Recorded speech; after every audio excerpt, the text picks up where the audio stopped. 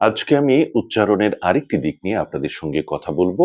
আশা করব এটিও আপনাদের ভালো লাগবে। তাহলে উচ্চারণের নিয়মটি শুরুতেই আপনাদের বলে দিচ্ছি। আপনারা মনোযোগ সহকারে শুনুন।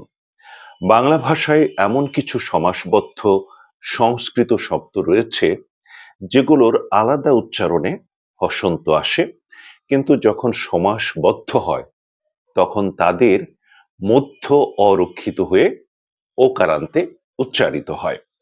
আমি কিছু শব্দ বলছি, আপনারা লক্ষ্য করুন। যেমন ধরুন, পথচারী।